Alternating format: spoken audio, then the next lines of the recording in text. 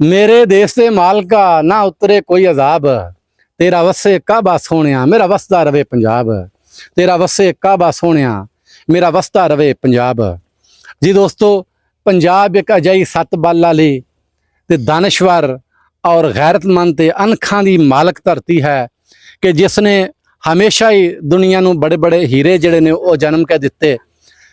सो अज असी पंजाब दी एक अजਿਹੀ वसों च मौजूद हाँ, एक अजਿਹੇ डेरे ते मौजूद हाँ कि ये साडे डेरे जिहड़े ने जिथे साडी तहजीब साडी सकाफत साडे कल्चर दे नुमाइंदे ने, उस दे नाल नाल ये इंसानी हयाती दा एक खूबसूरत बखाला भी होंदे ने।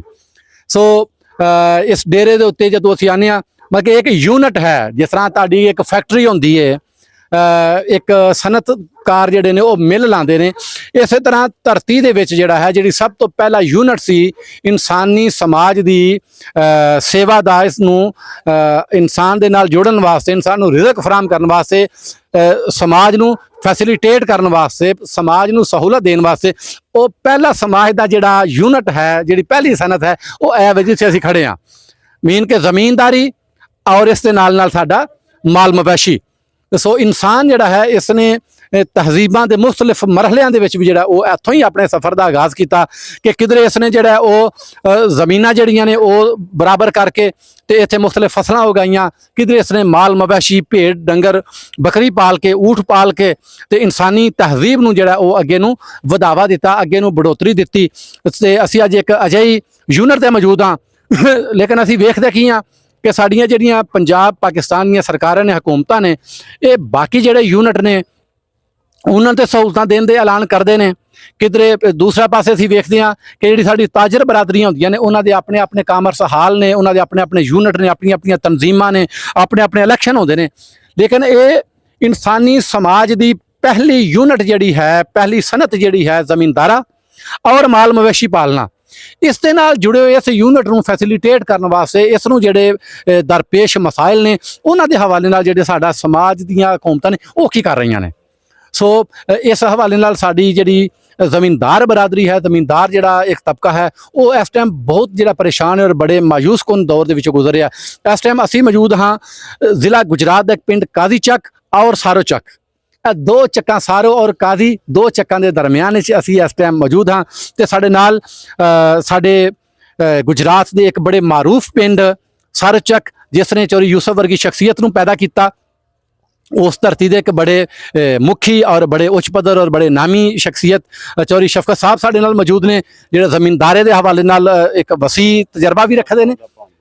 जी जी माशाल्लाह जी, ये चौधरी यूसुफ सारो चकिया जिन्हों ने एक पाकिस्तान कम अज़ कम पंजाब लैवल पर अपनी सियासत के हवाले नाल और समाज सेवक के हवाले नाल अपना एक नां कमाया। ये उन्हों के भांजे भी ने ते अपना ज़मींदारे सिस्टम के नाल जुड़े हुए हैं। तो ज़मींदार जिहड़ा एक वली होंदा है, मुमकिन है कुछ बंदा भी इस गल नूं मजाक करे, कोई इसनूं टिचकर करे, लेकिन एक हकीकत है कि ज़मींदार एक वली होंदा है। ज़मींदार धरती दा अन्नदाता है। ज़मींदार मिट्टी का सीना चीर के ते समाज नूं अनाज खवांदा है। ते समाज नूं अनाज देने वाला बंदा जदों परेशान होएगा तो फिर यकीनन समाज परेशान होएगा।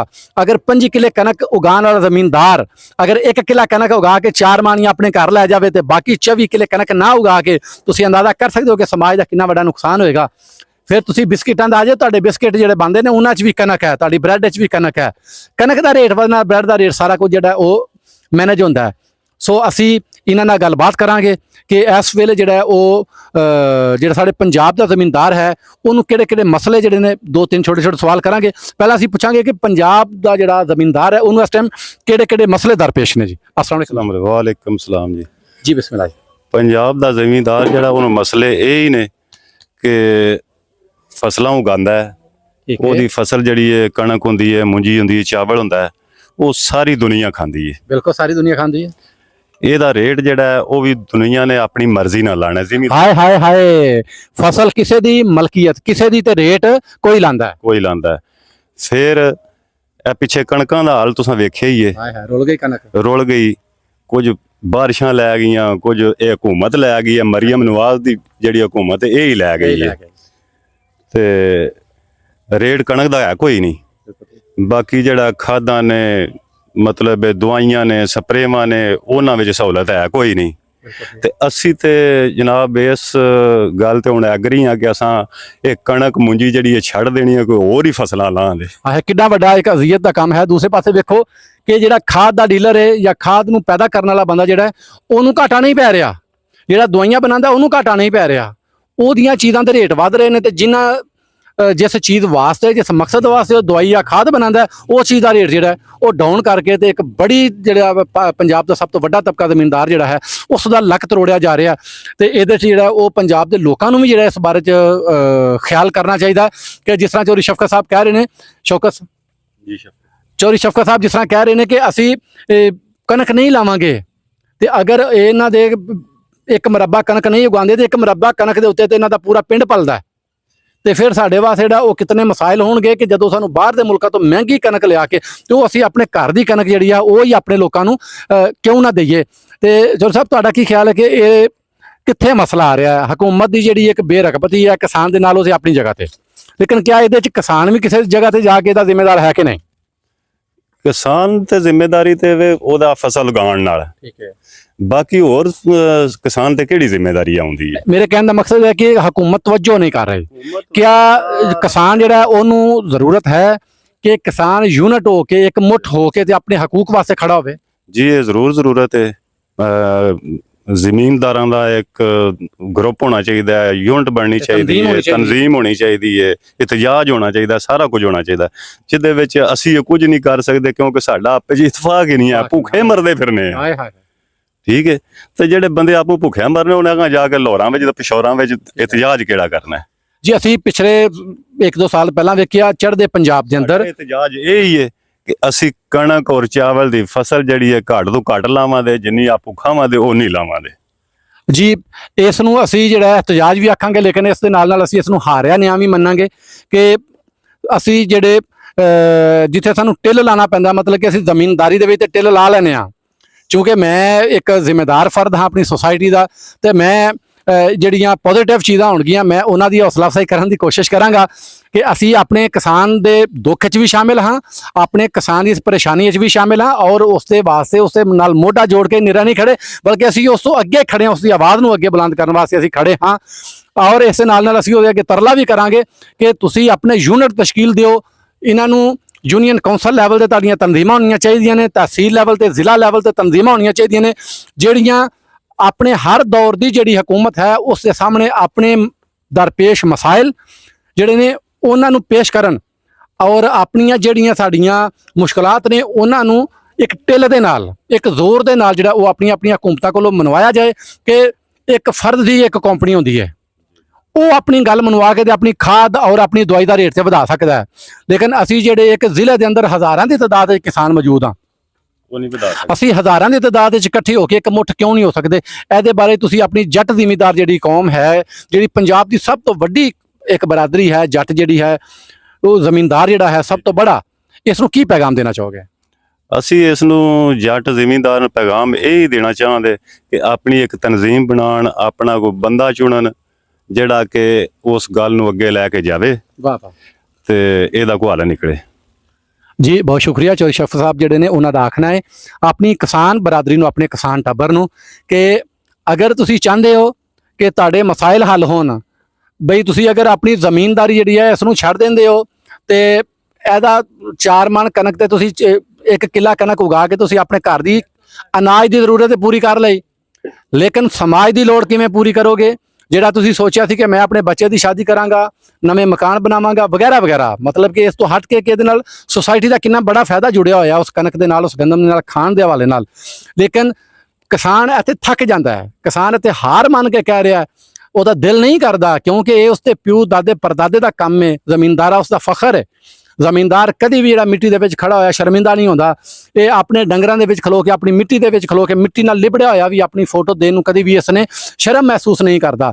ਤੇ ਉਹ ਬੰਦਾ ਜਦੋਂ ਆਖੇ ਯਾਰ ਮੈਂ ਕਣਕ ਨਹੀਂ ਉਗਾਵਾਂਗਾ, ਮੈਂ ਮੁੰਜੀ ਨਹੀਂ ਉਗਾਵਾਂਗਾ, ਤੇ ਫਿਰ ਇਹ ਬਹੁਤ ਬੜਾ ਸਵਾਲੀਆ ਨਿਸ਼ਾਨ ਹੈ ਮੌਜੂਦਾ ਹਕੂਮਤ ਦੇ ਉੱਤੇ, ਔਰ ਇਸ ਤਰ੍ਹਾਂ ਇੱਕ ਬਹੁਤ ਬੜਾ ਸਵਾਲੀਆ ਨਿਸ਼ਾਨ ਹੈ ਸਾਡੇ ਜਿਹੜੇ ਵੱਡੇ ਜ਼ਮੀਨਦਾਰ ਨੇ ਉਹਨਾਂ ਦੇ ਉੱਤੇ ਵੀ, ਕਿ ਅਗਰ ਤੁਹਾਡੇ ਬਿਜ਼ਨਸ ਜਾਂ ਤੁਹਾਡੀਆਂ ਫੈਕਟਰੀਆਂ ਐਸੀਆਂ ਨੇ ਜਿੱਥੋਂ ਤੁਹਾਡੇ ਕਾਰੋਬਾਰ ਜ਼ਿੰਦਗੀ ਤੇ ਚੱਲ ਸਕਦੇ ਨੇ, ਲੇਕਿਨ ਇੱਕ ਛੋਟਾ ਜ਼ਮੀਨਦਾਰ ਜਿਸ ਦੀ 4, 5, 6, 7, 8 ਏਕੜ ਜ਼ਮੀਨ ਦੇ ਨਾਲ ਜਿਹੜਾ ਉਹ ਘਰ ਦਾ ਚੁੱਲ੍ਹਾ ਔਰ ਔਲਾਦ ਦੇ ਜਿਹੜੇ ਨੇ ਵਸਾਇਲ ਜਾਂ ਉਹਨਾਂ ਦੇ ਅਖਰਾਜਾਤ ਉਹ 7-8 ਏਕੜ ਜ਼ਮੀਨ ਦੇ ਉੱਤੇ ਚੱਲ ਰਹੇ ਸਨ, ਤੇ ਉਹ ਬੰਦਾ ਅਗਰ ਕਣਕ ਨਹੀਂ ਉਗਾਉਂਦਾ ਤੇ ਉਹ ਮਸਾਇਲ ਕਿਸ ਤਰ੍ਹਾਂ ਹੱਲ ਹੋਣਗੇ। ਸੋ ਇਹਦੇ ਹਵਾਲੇ ਨਾਲ ਸਾਡੇ ਜ਼ਮੀਨਦਾਰ ਨੂੰ ਇੱਕ ਮੁੱਠ ਹੋਣ ਦੀ ਲੋੜ ਹੈ, ਇੱਕ ਤਾਕਤ ਬਣਨ ਦੀ ਲੋੜ ਹੈ। ਤੁਸੀਂ ਕੋਈ ਛੋਟੀ ਤਾਕਤ ਨਹੀਂ ਹੋ, ਇੱਕ ਤਾਕਤ ਬਣ ਕੇ ਆਪਣੀ ਆਵਾਜ਼ ਨੂੰ ਜਿਹੜਾ ਹੈ ਉਹ ਐਵਾਨੇ ਬਾਲਾ ਤੀਕਰ ਅਸੈਂਬਲੀ ਤੀਕਰ ਪਹੁੰਚਾ ਕੇ, ਤੇ ਇਹ ਜਿਹੜਾ ਜ਼ਮੀਨਦਾਰੀ ਸਿਸਟਮ ਦੇ ਉੱਤੇ, ਫਸਲਾਂ ਉਗਾਉਣ ਦੇ ਸਿਸਟਮ ਦੇ ਉੱਤੇ ਜਿਹੜੇ ਅਖਰਾਜਾਤ ਨੇ ਔਰ ਇਸ ਦੇ ਜਿਹੜੇ ਫਾਇਦੇ ਨੇ, ਜਿਹੜੀ ਸਾਨੂੰ ਫਸਲ ਬਚਦਾ, ਇਹਨਾਂ ਦਾ ਜਿਹੜਾ ਬੈਲੈਂਸ ਹੈ ਉਸ ਬੈਲੈਂਸ ਦੇ ਉੱਤੇ ਜਿਹੜਾ ਨਾ ਉਹ ਕੰਮ ਕੀਤਾ ਜਾਵੇ। ਇਸ ਦੇ ਨਾਲ ਜਿਹੜੀ ਪਾਕਿਸਤਾਨ ਦੀ ਸਭ ਤੋਂ ਬੜੀ ਜ਼ਰੀ ਯੂਨੀਵਰਸਿਟੀ ਫੈਸਲਾਬਾਦ ਹੈ, ਉਹਨੇ ਹੁਣ ਤੱਕ ਕੀ ਦਿੱਤਾ ਕਿਸਾਨਾਂ ਨੂੰ। ਇਸ ਸਾਲ ਬਹੁਤ ਬੜੇ ਲੈਵਲ ਦੇ ਉੱਤੇ ਕਿਸਾਨ ਜਿਹੜੇ ਨੇ ਉਹਨਾਂ ਦਾ ਨੁਕਸਾਨ ਹੋਇਆ ਕਿ ਉਹਨਾਂ ਦੀ ਮੁੰਜੀ ਦੇ ਉੱਤੇ ਫਲ ਹੀ ਨਹੀਂ ਲੱਗਾ। ਉਹਦਾ ਜ਼ਿੰਮੇਦਾਰ ਕੌਣ ਹੈ? ਮੁੰਜੀ ਦੇ ਉੱਤੇ ਫਲ ਹੀ ਨਹੀਂ ਲੱਗਾ। ਉਹ ਬੀਜ ਦੇਣ ਵਾਲੀਆਂ ਕੰਪਨੀਆਂ ਕੌਣ ਨੇ? ਉਹਨਾਂ ਨੂੰ ਕੌਣ ਪੁੱਛੇਗਾ? ਉਹਨਾਂ ਦੇ ਉੱਤੇ ਕੋਈ ਪਰਚਾ ਹੋਇਆ, ਕੋਈ ਕੇਸ ਹੋਇਆ, ਕਿਸੇ ਪੁੱਛਿਆ ਇਹਨਾਂ ਨੂੰ? ਜਾਂ ਪਾਕਿਸਤਾਨ ਦੀ ਜ਼ਰੀ ਯੂਨੀਵਰਸਿਟੀ ਜਿਹੜੀ ਹੈ ਫੈਸਲਾਬਾਦ, ਉਹ ਕੀ ਦੇ ਰਹੀ ਹੈ? ਉਹ ਨਵੀਆਂ ਫਸਲਾਂ, ਬਿਹਤਰ ਫਸਲਾਂ, ਨਵੇਂ ਫਲ, ਨਵੇਂ ਤਜਰਬੇ, ਉਹ ਸਿਰਫ ਯੂਨੀਵਰਸਿਟੀ ਦੇ ਅੰਦਰ ਹੀ ਔਰ ਤਨਖਾਹਾਂ ਲੈਣ ਤੀਕਰ ਹੀ ਕਿਉਂ ਮਹਿਦੂਦ ਹੈ? ਅਸੀਂ ਜਿਹੜਾ ਅੱਜ ਤੋਂ 50 ਸਾਲ ਪਹਿਲਾਂ ਚਾਵਲ ਖਾ ਰਹੇ ਸਾਂ ਸੁਪਰ ਦਾ, ਉਹ ਹੀ ਅੱਜ ਖਾ ਰਹੇ ਹਾਂ ਕਿਉਂ? ਅੱਜ ਤੋਂ 50 ਸਾਲ ਪਹਿਲਾਂ ਵੀ ਅਗਰ ਸਾਡੀ ਜਿਹੜੀ ਉਹ 30 ਮਣ ਪੈਦਾਵਾਰ ਸੀ, ਅੱਜ ਵੀ ਸਾਡੀ 30 ਮਣ ਪੈਦਾਵਾਰ ਕਿਉਂ? ਬਾਕੀ ਇੱਕ ਤਾਜਰ ਦੀ ਇੱਕ ਫੈਕਟਰੀ ਤੋਂ ਦੂਸਰੀ ਫੈਕਟਰੀ ਲੱਗ ਗਈ, ਉਹਦੇ ਮਾਮਲਾਤ ਜਿਹੜੇ ਨੇ ਉਹਨਾਂ 'ਚ ਤੇ ਉਸ ਨੂੰ ਤਰੱਕੀ ਦਿੱਤੀ ਜਾ ਰਹੀ ਹੈ, ਸਹੂਲਤਾਂ ਵੀ ਦਿੱਤੀਆਂ ਜਾ ਰਹੀਆਂ ਨੇ, ਉਹਨਾਂ ਦੇ ਡੇਰੇ ਤੇ ਜਾ ਕੇ ਬਹਿਣਾ ਵੀ ਫਖਰ ਮਹਿਸੂਸ ਕੀਤਾ ਜਾਂਦਾ ਹੈ। ਲੇਕਿਨ ਇੱਕ ਜ਼ਮੀਨਦਾਰ ਜਿਹੜਾ ਹੈ ਉਸ ਦੇ ਡੇਰੇ ਦੇ ਉੱਤੇ ਆ ਕੇ ਉਸ ਦੇ ਮਸਾਇਲ ਨੂੰ ਜਿਹੜਾ ਕਿਉਂ ਨਹੀਂ ਸੁਣਿਆ ਜਾਂਦਾ? ਔਰ ਇਸ ਦੇ ਨਾਲ ਜਿਹੜੇ ਉਸ ਦੇ ਜਿਹੜੇ ਨੇ ਜ਼ਮੀਨਦਾਰੀ ਦੇ ਮਸਾਇਲ ਜਿਹੜੇ ਨੇ, ਫਸਲਾਂ ਦੇ ਬੀਜਾਂ ਦੇ ਜਿਹੜੇ ਮਸਾਇਲ ਨੇ, ਇਹਨਾਂ ਨੂੰ ਕਿਉਂ ਨਹੀਂ ਜਿਹੜਾ ਉਹ ਵਕਤ ਦਿੱਤਾ ਜਾਂਦਾ? ਸੋ ਪੰਜਾਬ ਸਰਕਾਰ ਦੇ ਅੱਗੇ, ਪਾਕਿਸਤਾਨ ਦੇ ਜਿਹੜੇ ਮੁਖਤਦਰ ਹਲਕੇ ਨੇ ਉਹਨਾਂ ਦੇ ਅੱਗੇ ਅਸੀਂ ਦਰਖਾਸਤ ਕਰਾਂਗੇ ਆਪਣੇ ਜ਼ਮੀਨਦਾਰ ਦੀ ਆਵਾਜ਼ ਬਣ ਕੇ ਕਿ ਸਾਡੇ ਜ਼ਮੀਨਦਾਰ ਨੂੰ ਜਿਹੜਾ ਉਹ ਬਚਾ ਲਵੋ। ਤੁਹਾਡਾ ਜ਼ਮੀਨਦਾਰ ਬਚੇਗਾ ਤੇ ਤੁਹਾਡਾ ਪੰਜਾਬ ਬਚੇਗਾ। ਪੰਜਾਬ ਦੇ ਨਾਲ ਪਾਕਿਸਤਾਨ ਜੇ ਅਗਰ ਜਿਹੜਾ ਜ਼ਮੀਨਦਾਰ ਨਾਲ ਮਸਾਇਲ ਆਣਗੇ ਤੇ ਉਹ ਤੁਹਾਡੀ ਸੁਸਾਇਟੀ ਨੂੰ, ਤੁਹਾਡੇ ਸਮਾਜ ਤੇ ਮਸਾਇਲ ਆਣਗੇ। ਅਗਰ ਤੁਸੀਂ ਆਪਣੇ ਸਮਾਜ ਦੇ ਨਾਲ ਮੁਖਲਿਸ ਹੋ ਤੇ ਆਪਣੇ ਕਿਸਾਨ ਦਾ ਭਲਾ ਸੋਚੋ। ਹੁਣ ਤੱਕ ਦੀਆਂ ਗੁਫ਼ਤਗੂ ਦੇ ਨਾਲ ਆਪਣੇ ਵੀਰ ਅਲੀ ਅਹਿਮਦ ਗੁਜਰਾਤੀ ਨੂੰ ਇਜਾਜ਼ਤ। ਰੱਬ ਰੱਖਾ। ਵਸਲਾਮ ਜੀ।